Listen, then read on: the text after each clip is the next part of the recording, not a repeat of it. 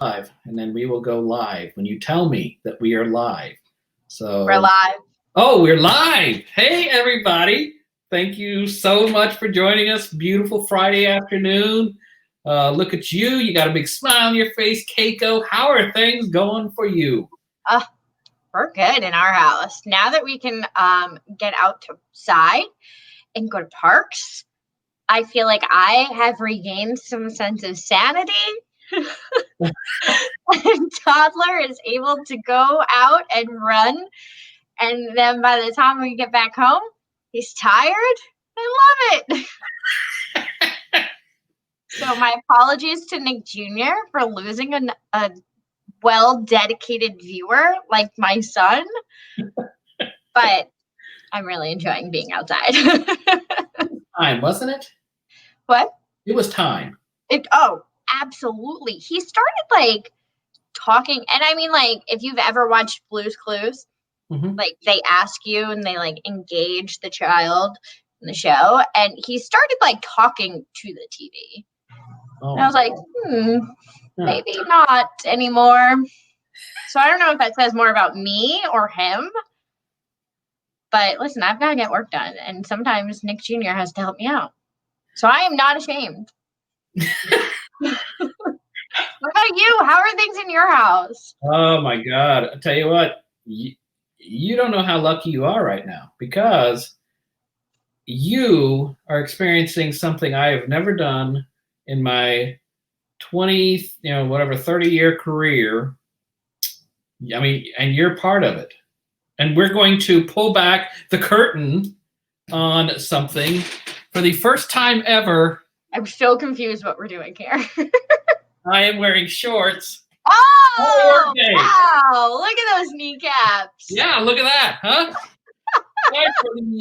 Sorry for the brief nudity that we had. Oh, my gosh. I don't know if everyone can handle that.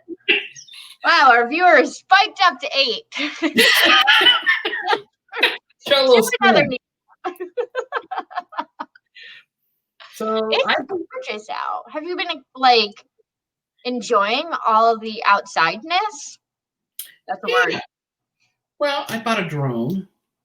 Wow. Oh, you've been talking about that for a while, haven't you? Yeah, my wife doesn't know I bought it. Uh-oh. Oh, she knows now. I know. Yes, Jason, I am wearing shorts. Hey, Daddy Tally, how you doing? Big T.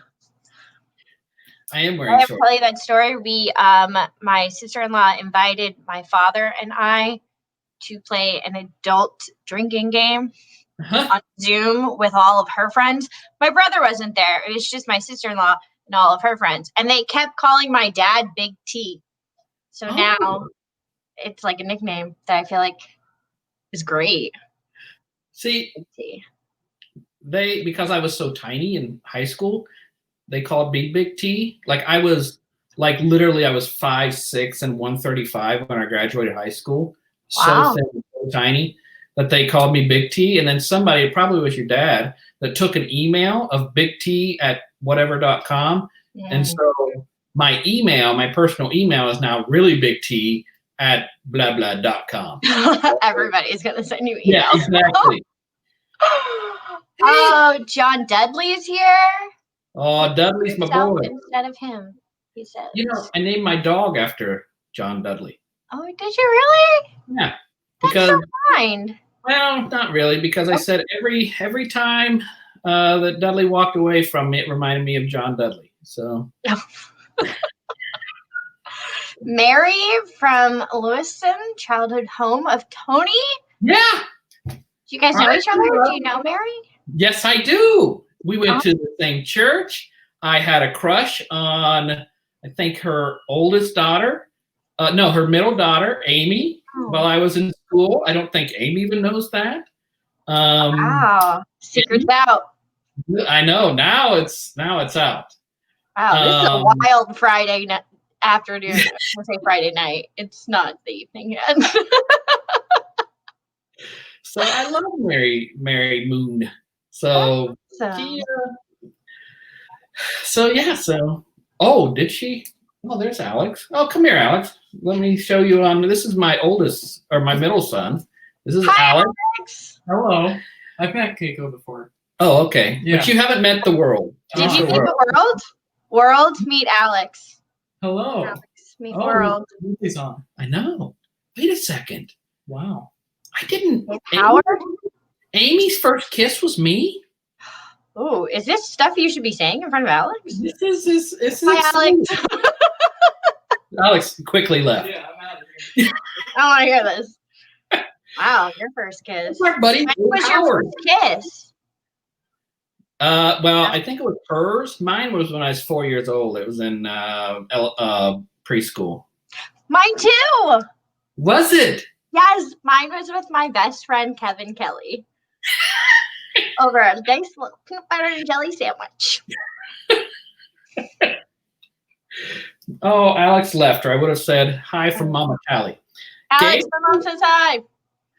Gabe, how you doing, my man? It's good to have you on with us.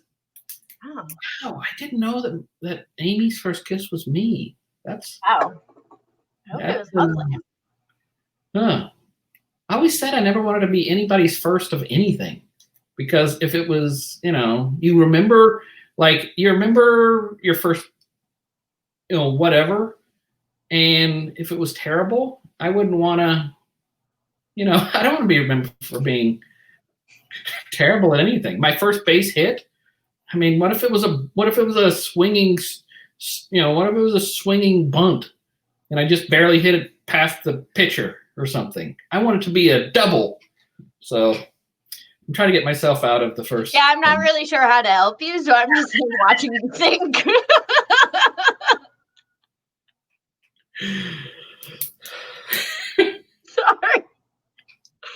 Sorry. Anyways, exciting stuff happened in our house this week. Oh, what is that? My husband turned 32. Oh, wow. I think he's 32. My husband had a birthday. I will tell you a secret so listen, there's so many birthdays between June and August between our two families that it's really hard for me. You're your wife's first husband. Give her a positive outlook. Yeah, really. I don't know. May not be so positive now that she knows you have a drone. But anyways, so there's so many birthdays between June and August that it's really hard for me to keep track of birthdays. So usually what I do is I tell my husband happy birthday for a week. Uh-huh. I know around the week his birthday is. So every day for a week, I'm hey, happy birthday.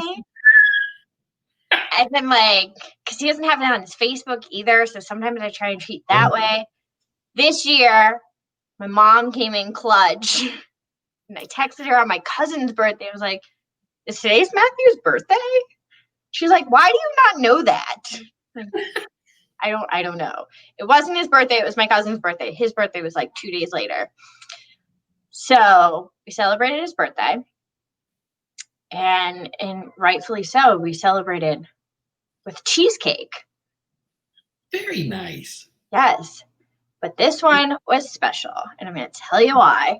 It has to do with our guest for this week. So I'm not just doing a long-winded story. But so went to the Cheesecake Girl because she's our favorite. I'm pretty sure I've talked about her before. Yeah. And she has individual slices. So I got my husband an individual slice. And then she also has Pride Packs, which is a pack of 4 mini cheesecakes. And then the proceeds of that go to the Kaleidoscope Youth Center. So awesome. I hijacked his birthday dessert. And I was like, hey, your birthday went to a great cause this year. That's your present. You are a giver. So when is his birthday? What day then? It passed. Okay, but what day was it? I think maybe the 9th. I'd have to check my receipts and see when I went to the Cheesecake Girl. Oh my God. So this is going to be forever. When's your anniversary? March 29th. March. So Mama and Dad tally, is any of that information correct? Oh, my mom would know. My dad wouldn't know. So Chloe, is this true when your son-in-law's birthday is it June 9th? Were they actually married on March 29th? Oh, yes. That was her big day. Okay. She would definitely know that one. I know my anniversary. See, we don't know when we started dating, but we like made it a point to remember our anniversary. See, I know the first day that Proggy and I met. That's nice. April 15th. Wow. Yeah. Oh, my mom said yes and yes. So did my dad. Yes. Yay! You're nice. So I'll help you remember. You might want to put that on your work calendar. I'll put it somewhere. I feel like I put it somewhere every year and then it gets lost. Well, you just wanted to reference a receipt. Something tells me you're going to throw that receipt out. Well, no, you know what? Now I'll remember because this year I was really scared because it was my cousin Courtney's birthday and I thought they had the same birthday. They don't, so I'll remember on Courtney's birthday I have to buy Matthew's present because it's coming up. Okay. Well, happy birthday to your husband. And that is a great cause. I mean, Kaleidoscope Youth Center, I went down and visited them a few months ago before all the quarantine. What a fantastic, fantastic facility. Really, really such a great resource for, we in Central Ohio and Columbus. And we are so thrilled to have Erin Upchurch, who is the director of the Kaleidoscope Youth Center. There is Erin. Thank you so much for being on with us today. Hello. I'm really happy to be here. Thank you for having me. Excellent. Hey, so for those that maybe don't live in Columbus or maybe, don't pay attention, they've been living under a rock, can you tell us a little bit about Kaleidoscope Youth Center? Absolutely.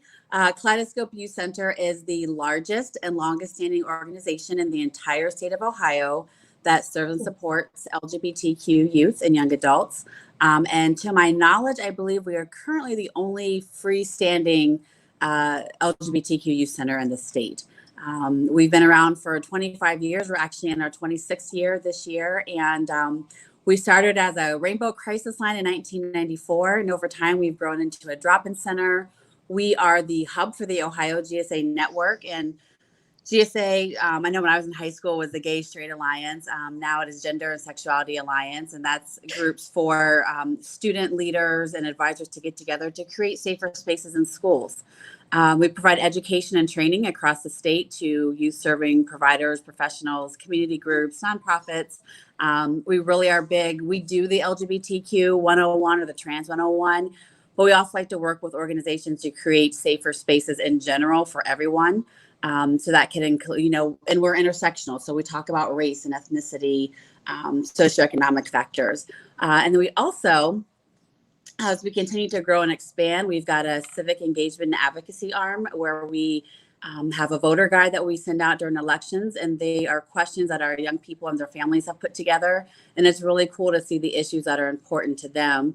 We're doing some census work, and then we've got community-based wellness services. We've got case management, and we started a housing program in 2019. And those two programs are currently the only ones in Central Ohio that center the needs of LGBTQ youth. So we are very busy.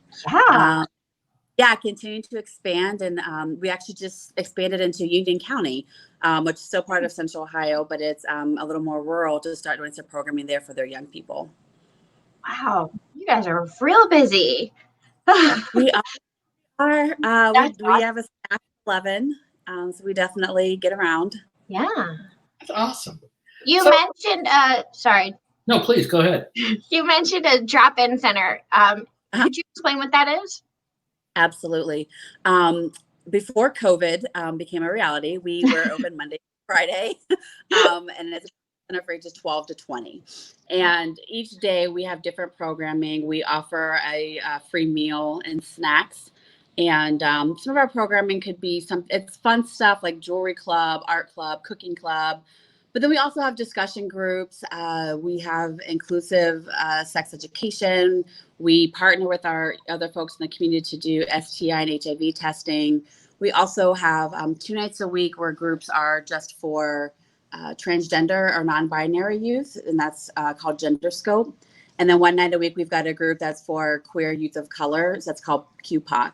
And then Friday nights is it's our 1 night that has unstructured programming, even though it's lightweight structured. That's typically pizza and a movie or open mic. That's the 1 night that we're open until 8 p.m. Every other night we are open until 7:30, from 3:30 to 7:30.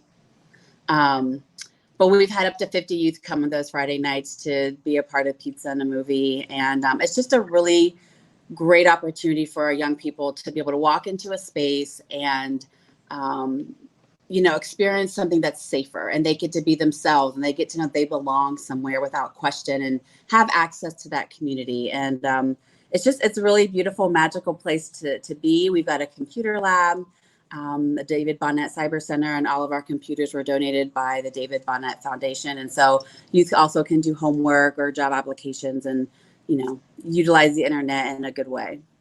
Wow. That's awesome. How did COVID impact you? Yeah, COVID has definitely changed business as usual. Currently, because our drop-in center is still closed, but we are currently still doing our housing, case management, education training. But we have moved our drop-in center programming online. And so we're utilizing Instagram, a platform called Discord. We are doing some Zoom conversations for our youth. And so we are still, one thing we do every day is like a check-in in the drop-in center. And so we're still doing that via Instagram with our youth. They can sign in or doing some live programming. We've had some discussions last week. Alok is a non-binary author who donated about 50 books to the center. So we were able to do a conversation with the author last Friday with our young people. So we're consistently trying to find different ways to keep them engaged and making sure they're still finding support. Wonderful. And how do you feel that COVID has impacted the youth that you work with, that you serve? It's different. It's on a lot of levels. Very basic is, how it impacted them going to school, those who are, school aged, and that changed for them. And in that, a lot of our young people lost their primary support systems. They don't always have family of origin or people they live with who are supportive and safe. And so they got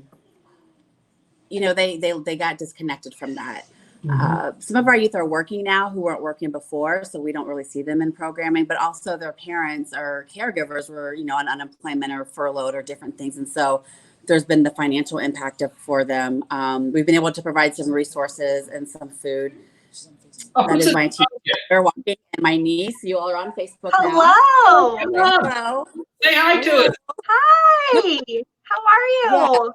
Yeah. So extended family time all around. But the thing about our youth is when they come into the center, like the best part of it being drop-in center is like the energy you feel and the excitement about them getting to see their friends and see each other. And so that's what they're missing out on. And so you've got the mental health aspect of it in terms of isolation. We also noticed in terms of our traditional programming, our Black youth or our youth of color, who are some of our regulars, weren't participating. And so we had to really adjust and expand the way that we do things to make sure they still have access. So even those kinds of things I think most people wouldn't consider are impacting them. So we've got the isolation, maybe lack of safety. It's not uncommon for a youth who is transgender or non-binary to come into the center, maybe change their clothes or use a different name and pronoun that affirms them, and then go back to what their family wants to call them or their, birth name or dead name when they leave. And so to have to live in an environment where you're not affirmed can really take a toll on your mental health. What tools do you kind of use to help them with their, I want to say coping with their mental health? I don't know if that's though. Yeah, that's such a great question. Like I started at Kaleidoscope in 2018, April 2018. And I'm a social worker. I've been in the field 20 years, and I felt so surprised at the acuity and presence of mental health symptoms among our young people. Anxiety, depression being the two main symptoms. What's so, I think, profound about it is how the young people are able to talk about it. Like, they're willing to talk about mental health. They have great self-awareness. When they check in, they may even say, like, it's a bad mental health day. And so I say that to note that our youth in general the self-awareness is just, I never had that at 15 or 16. And so they reach out and ask for help. When during their check-in, they'll say, like, this is a hard day, I'm feeling anxious. And so some of the things that we're doing consistently before COVID is talking about wellness and how to, manage mental health symptoms. If somebody's not in counseling or, therapy or whatever, we've got social workers on staff. But we also know that having collective support and community, having positive relationships with adults for youth is like a really key factor in improving mental health symptoms. So it's basically continuing conversations and just finding new ways to maintain that connection. And how, you talked a little bit about, and, the word allies being used a lot in, the Black Lives Matter and, hopefully the social push for justice in our state and in our country. How can folks be better allies? It breaks my heart to think that, your youth can come there, be who they are, and then they have to, be this other person they really aren't. They go home. Yeah. Heartbreaking to me. How could we be better allies? Well, that's such a great question. And it can be different for everyone. And so, like, on our website, we've got a tab around people volunteering or getting engaged. And so that's a great way, if you have the time and resources, to be a volunteer at Kaleidoscope. We utilize our volunteers during program hours. We've got special events, like we do Other Prom, which has been moved to September this year. But so that's a great way.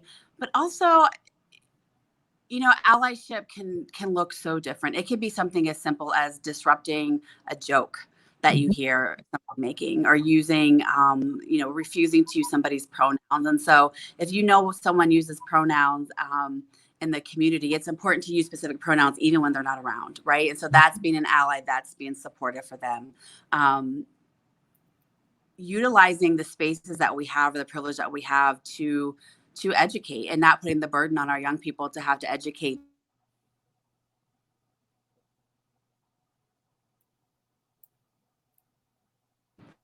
And then, this sounds so simple, but for me, it's looking at a young person and just smiling at them. If you have a young person in your life, letting them know that they are loved unequivocally. I have 2 teenage children, and one just turned 18, but growing up for me with them, I tell them I love them so much that they're like, I know, and they roll their eyes. And like, that's okay with me, because if nothing else in this world, they know that they are loved deeply, unequivocally, no matter who they are, and because of who they are, and that they belong in this world. And if we have to tell our young people that over and over again, because not everybody in the world gives that to them. So I think that's something everybody can do. And then it can just grow. If you want to, show up and volunteer, if you want to be an advocate, looking for legislation that might impact our youth, making sure that you contact your representatives. Like, there's lots of different ways to show up and support us. Excellent. I love that. That's something so simple that I'm sure so many parents are telling their kids. Oh, can you hear me now? Oh no. Nope. There you go. There we go. Now can you hear me?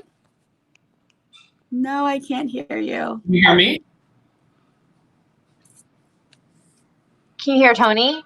Can you hear me? Oh. Do we want to? Are you gonna try? Let me see. I thought you were kind Okay. of sign language there. I don't know anything about sign language. Let me check. Okay. Now can you hear us? Can you all hear me? Yes. Okay. No, I cannot hear you at all. I can just see you. No. Here. Wonder if, hold on, try and figure out, bring it back in. Now can you hear me? Oh, dang. Oh no. Technical issue. It's a fun part of a live broadcast, isn't it? It is. Had them earlier too. Can you hear us now? Still nothing. I don't even know how to tell her if she leaves and then comes back. Can she click on the link again? Yeah. So if you leave and then rejoin, did that work? That work? Right. Do you have paper? I don't have paper. Leave and rejoin. Huh? Oh, maybe she did it. There you go.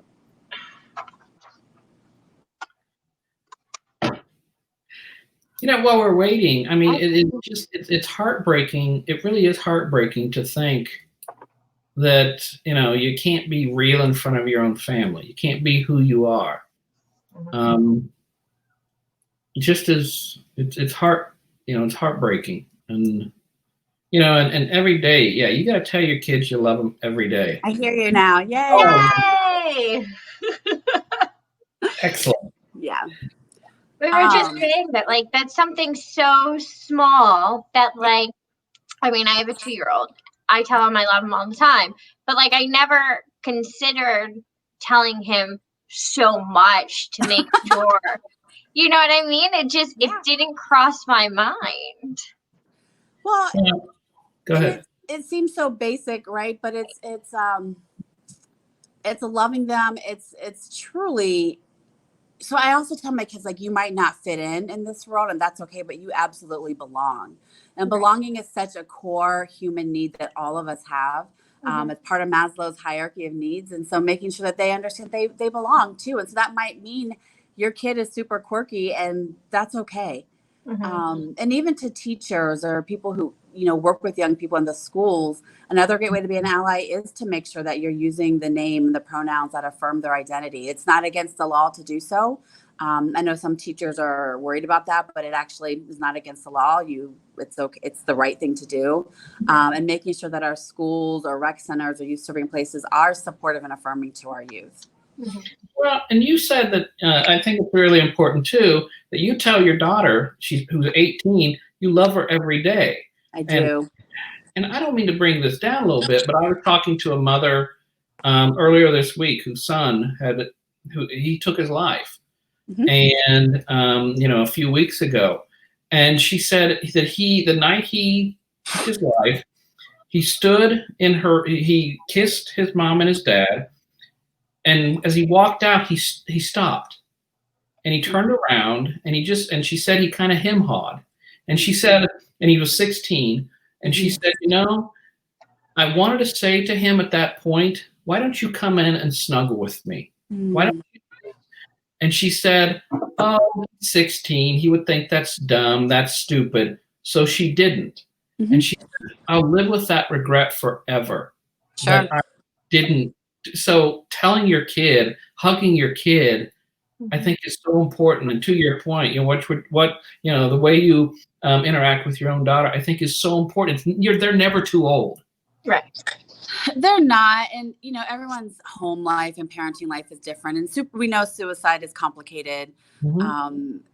We also know, especially with our young people, that they are more likely to attempt suicide. And Aww. Real time application. And I know that you weren't insinuating this, but as parents and caregivers and providers, we also know that we necessarily can't stop those things, right? But it is, for me, it's the least that we can do. And I do love them. Like it's not that I don't, I'm not making myself do it, but it's This world is hard. It's challenging to be a young person, adolescent. I don't think you could pay me to go back to that time of life. Yeah. And then when you add all the different layers of identity to it, it's hard. And our young people just need to know that they belong and they're loved and affirmed in who they are. And then making sure they have access to other resources if there are mental health symptoms. Because we know with suicide or, self-harm, it's an attempt to escape pain. Right. Absolutely. Right? Like that's what it is. Yeah. They don't want to die. They just want their pain to stop. Yep. Right. Mm-hmm. So we have a question from Jason, and he wants to know that does Kaleidoscope Youth Center ever collaborate with other organizations such as the Human Rights Campaign? Absolutely. We love collaboration. We love partnership. We use the hashtag It Takes a Village because we know that we cannot do this alone. And so absolutely with HRC, in fact, with all the organizations locally, the LGBTQ orgs, our allied orgs, and then of course, even, throughout the state. And so, yes, absolutely. And if you've got some interest and want to reach out to us, please do so.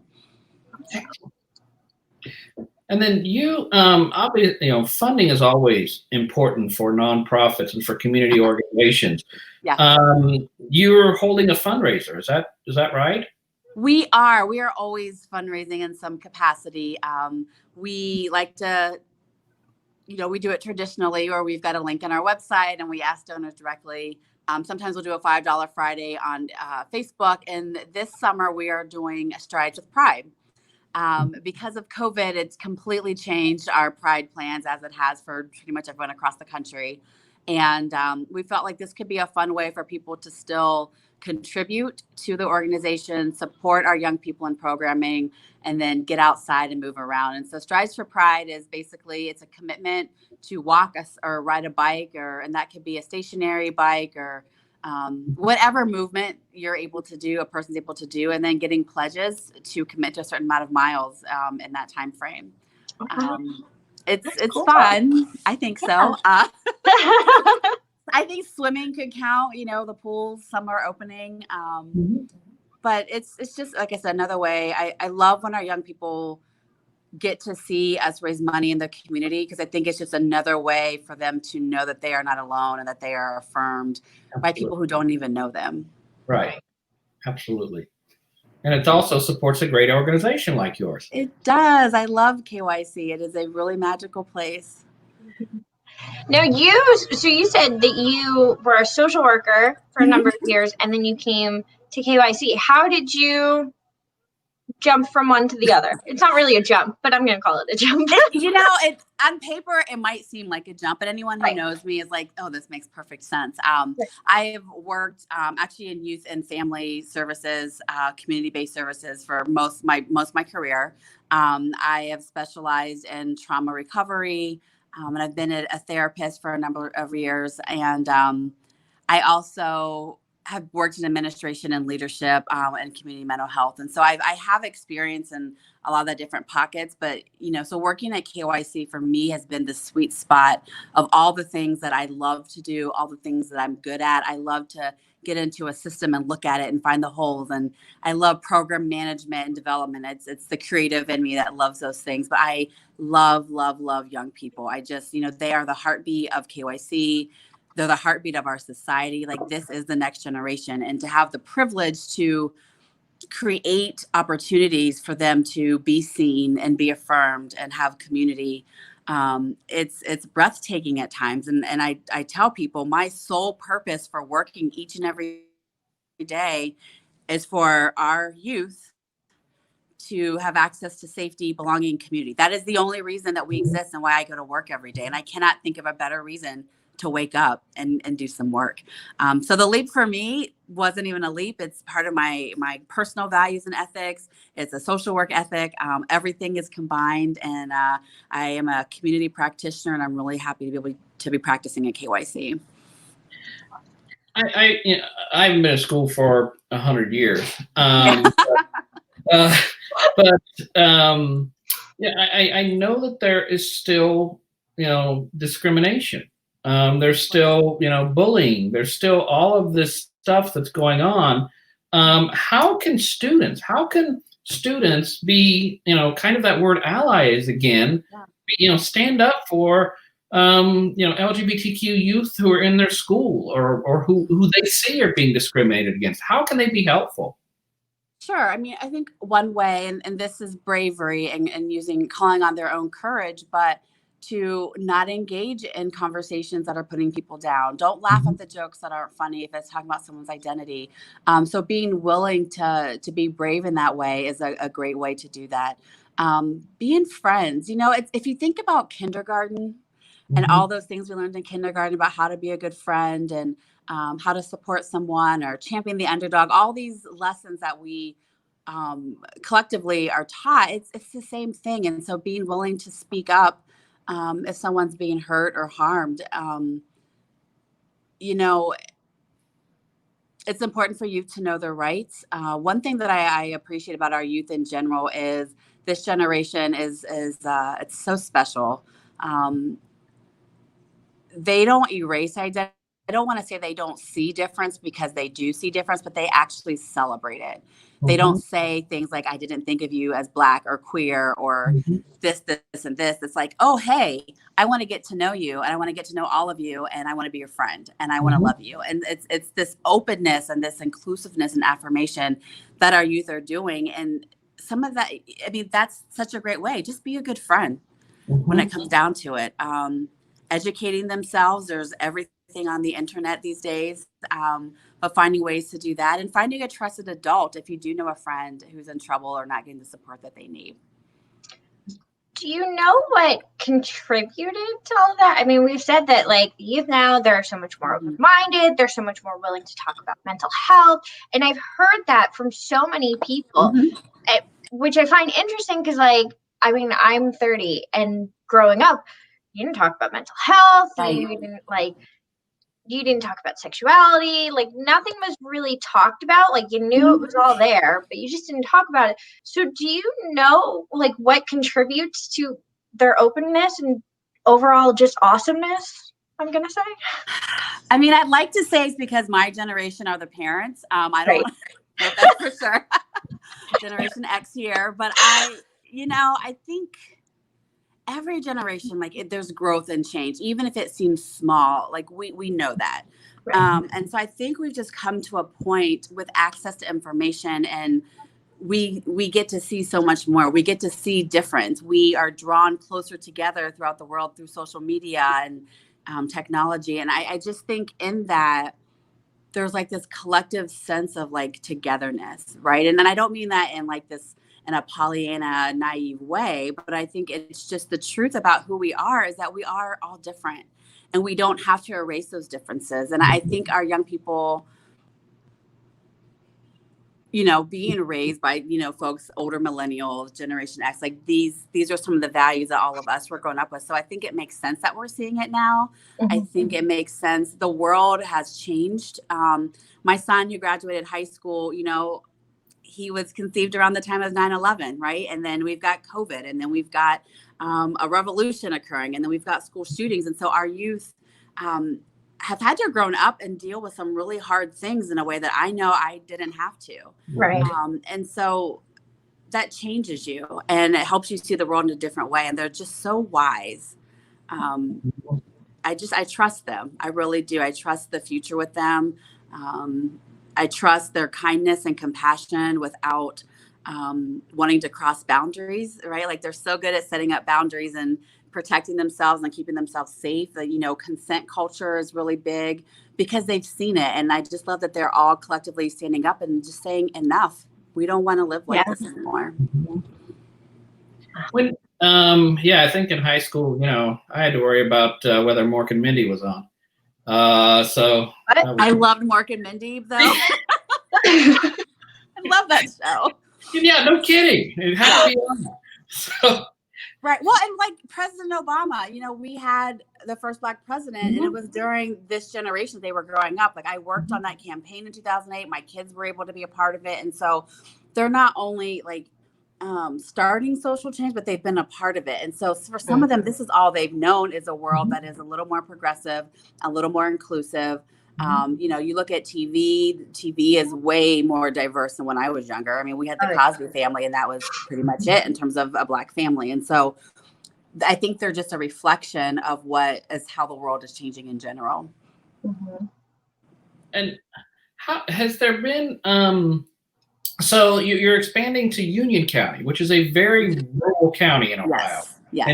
And you know, Kaleidoscope, you know, you've been mainly in the metropolitan area. Have you, how, you know, how are those folk, how are things treated differently? I mean, those are two different environments.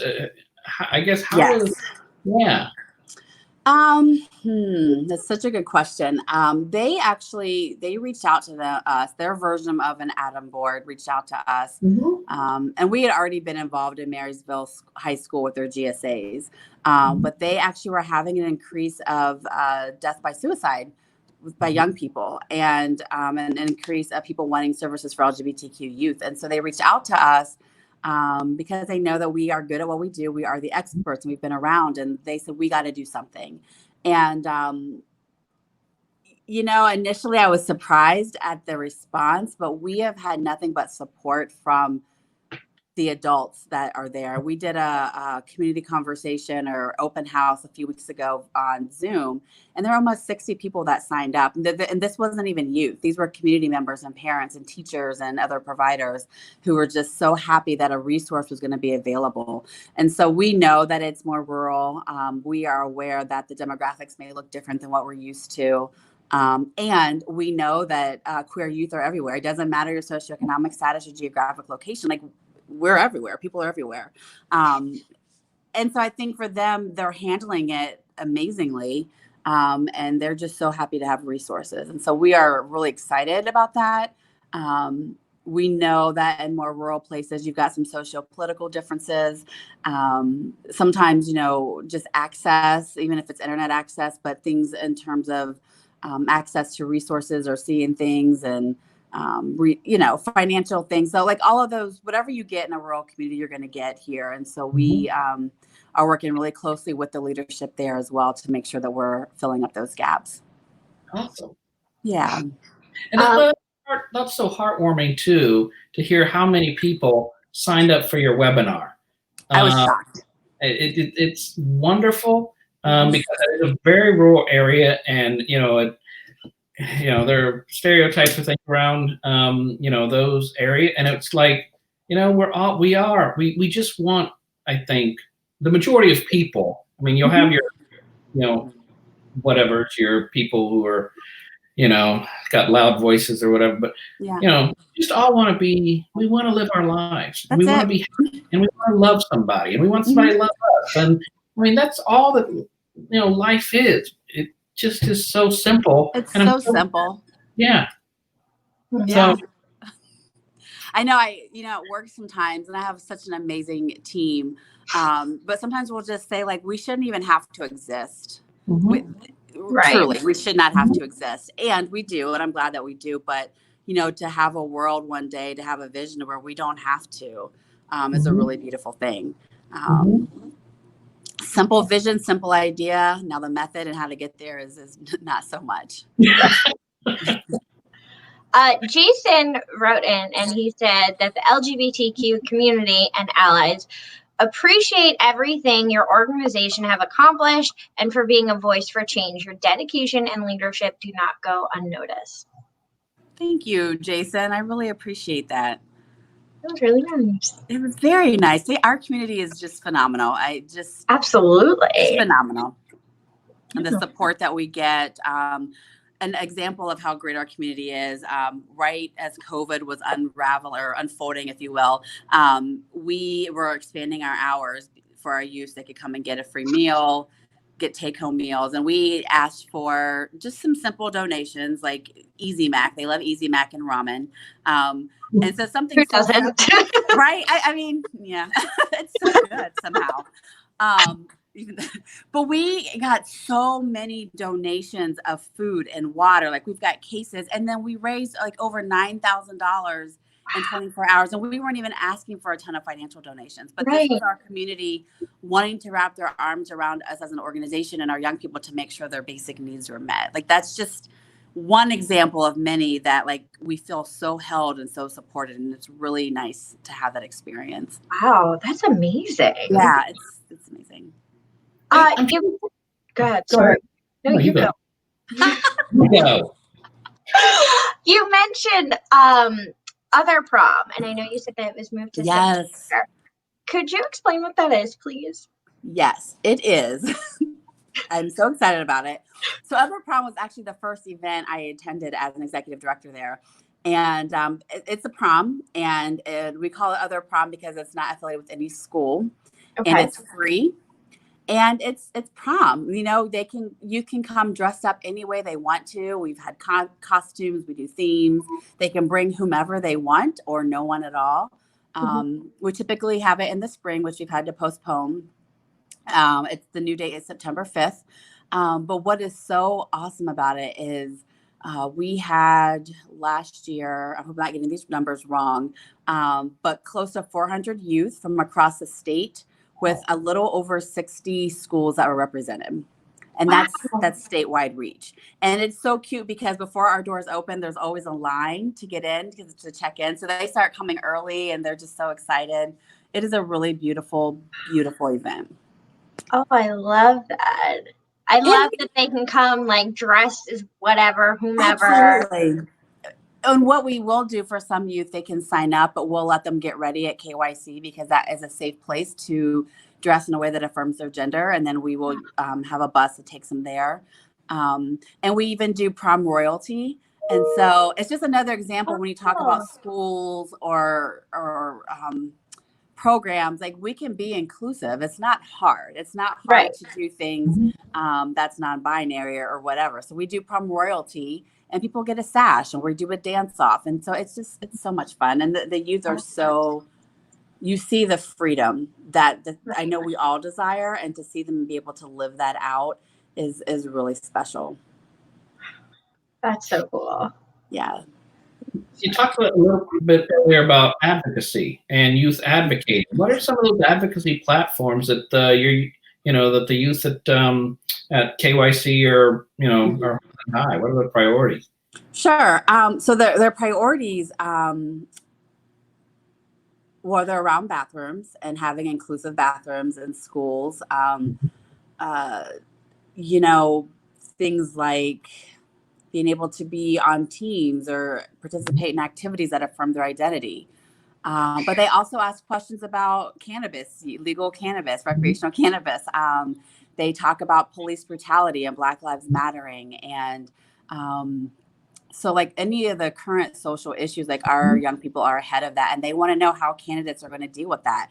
They talk about school funding, what a person's belief is and how schools should be funded. And they even ask candidates in the questionnaire, what is their history of supporting the LGBTQ community?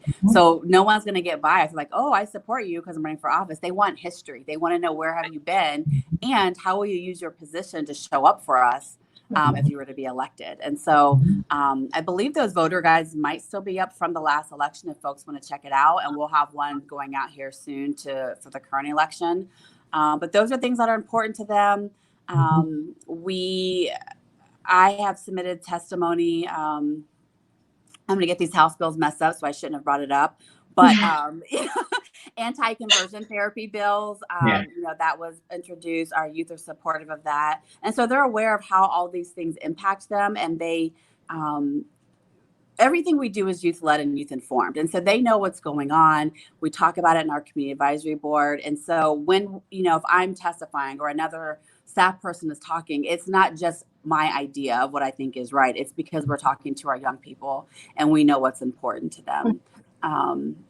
We're doing some census work in terms of education so people understand why it's important. And then housing advocacy is another big area. Currently, like I mentioned, our housing program is the first in Central Ohio that actually centers the needs of LGBTQ youth. Nationally, LGBTQ youth are 120% more likely to be homeless than their peers, and they represent about 40% of the overall homeless population. And just for some real world numbers, here in Central and Columbus and Franklin County, there's a little over 7,000 youth that are either literally homeless or at risk for homelessness, which is 14 days from literal homelessness. So that's a little over 7,000. And if you do some quick math, and we know that LGBTQ youth are about 40%, we've got like 3,000 youth at minimum who are out there on the land at risk of homelessness or homeless, who are part of our community. And so the advocacy is like wanting to have affordable housing. You know, is there a shelter for our young people? Making sure that funding is loosened up, right? So our housing program is very low barrier. We don't get federal funding because it's so restrictive. And so they want, you know, I don't say they want this, but the definition of homelessness is living on the street or a land or something that's not meant for human habitation. We don't want our young people living in those ways. We want to prevent that from happening. And so advocating, and this is other things that allies could do as well, is making sure that our local, you know, city, county, and state funding can be diverse in how they fund housing so that we can get our youth off the streets. You know, it seems little or not, I'm not sure, but they're really significant ways. And those are things that our young people care about as well. And it comes down to language. I mean, the language in these bills, you know, you have a may versus a shall. I mean, that completely can change the bill. Yeah, absolutely. And there was a bill introduced earlier this year, late last year too, was earlier this year, and it would penalize providers for providing any services to transgender, non-binary youth, or actually all LGBTQ youth, but anything that would affirm them or support them in their identity, it would be a felony. So this is medical providers, nurses, you know, social workers, therapists. I mean, the very work that KYC does, that impacts. So that's what we do. We affirm and support and refer out. And so it's horrible legislation. It does not place the needs of our youth in any way in a place of care. And so we want to work together, you know, with other organizations to make sure that our schools know how to protect our young people and that our families do as well. Oh, that's shocking. I didn't know about that piece of legislation. That's kind of shocking in this day and age. Yes, it is. And it's cruel. I mean, it's right. And one thing I like to tell people, just to give them an idea of what it's like to navigate the world in a body or identity that people either see as a weapon or discuss openly about the validity.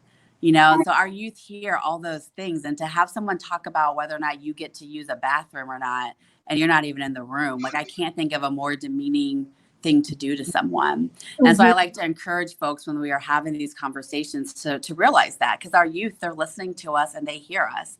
And we want them to know they belong. We want to affirm them. And that's hard to do when you've got a part of society who is arguing their very existence. Yeah. Huh. Sorry. My son keeps screaming. Oh, no.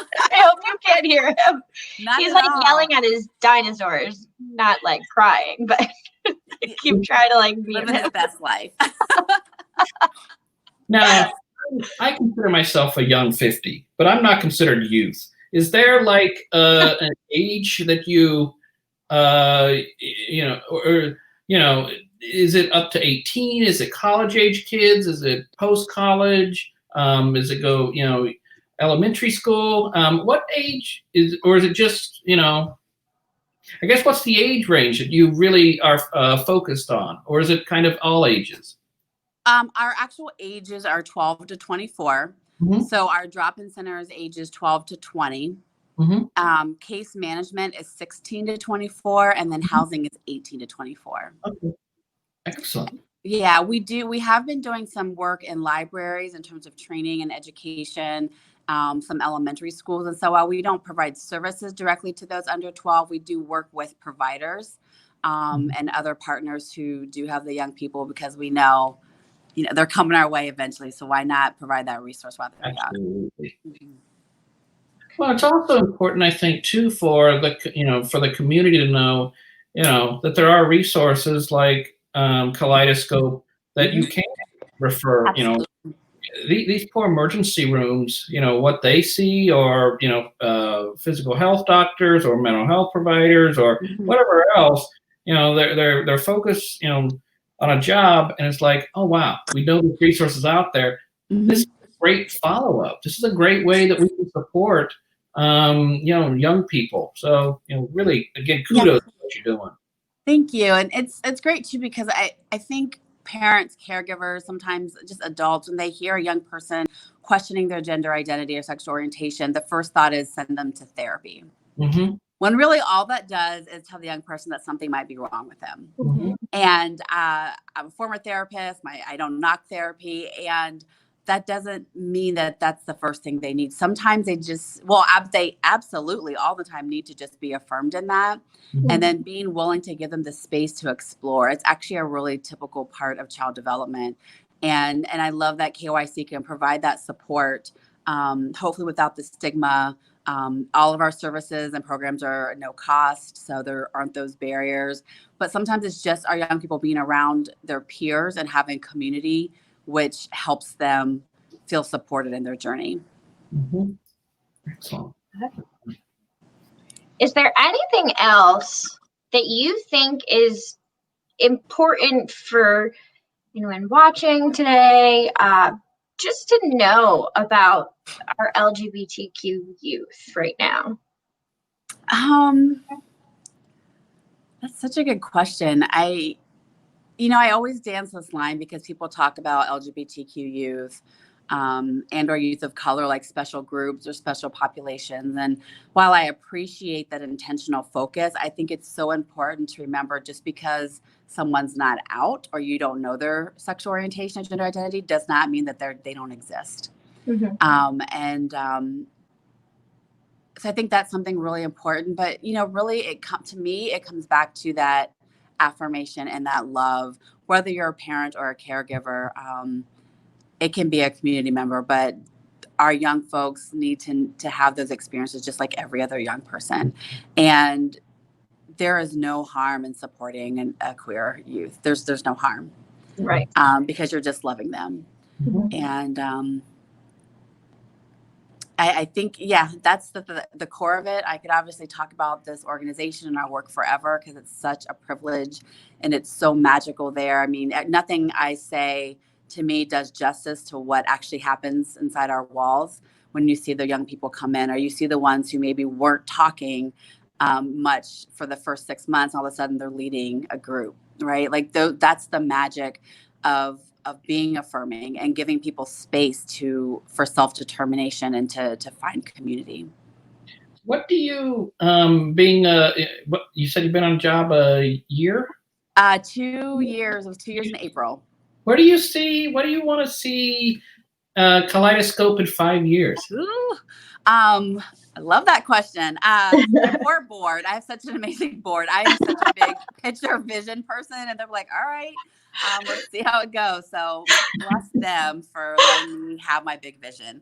I want to see the organization. I want to see our housing program grow because we know there's so many youth out there, and I really want to be even more in the work of prevention. And I think that it's a continuum, whether it is providing housing or, working with the people who are providing prevention services. Ideally for me, I love what we do within our center, and I want us to be able to take that into our community so that our youth have access to more spaces like that. And so whatever vehicle that is, if that is through, expanding our training and education department, which we've done so greatly, if it is doing more advocacy work and continuing to lift up our voice, in my mind, anybody who's running for office, I want them to think about KYC when they are developing their platforms. Like, you need to be talking about young people and LGBTQ young people, and or if they're going to introduce legislation, come through us and talk to our youth or find out what's going on. And so I want our youth to be empowered. I want pipelines to leadership so that they can be represented in leadership across, all sectors. And so that could look a lot of different ways, but that's the bigger picture vision in terms of our place and our growth. And, I believe that our world can be different. I believe that it can be bigger and more expansive and more affirming. And I want us as an organization to be a part of that change. Excellent. Well, I know that we have really enjoyed this, and I also want to thank you. I know Keiko reached out literally this morning when we. Yeah. So I am so grateful that you popped on with us. Yes. At the last minute, and I'm just really, and frankly, and we're going to have the other person on in a couple weeks, but what a great guest today, and you were the better guest. So I'm just saying. Don't have people coming for me, Tony, now.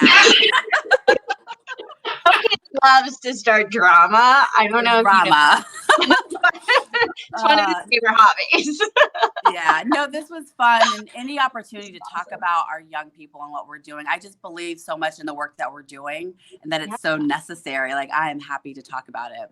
Oh, absolutely. You guys are doing, I mean, to reiterate everything that Jason said, is you guys are doing a phenomenal job. You really are. Just hearing how motivated these young people are and like the help that you have given them, it's just thank you for all that you are doing. It's awesome. I appreciate that. Anything we can do to help you, please let us know. Absolutely. So thank you. Thank you so much. I appreciate you both. You too. Have a great weekend. Bye. Take care.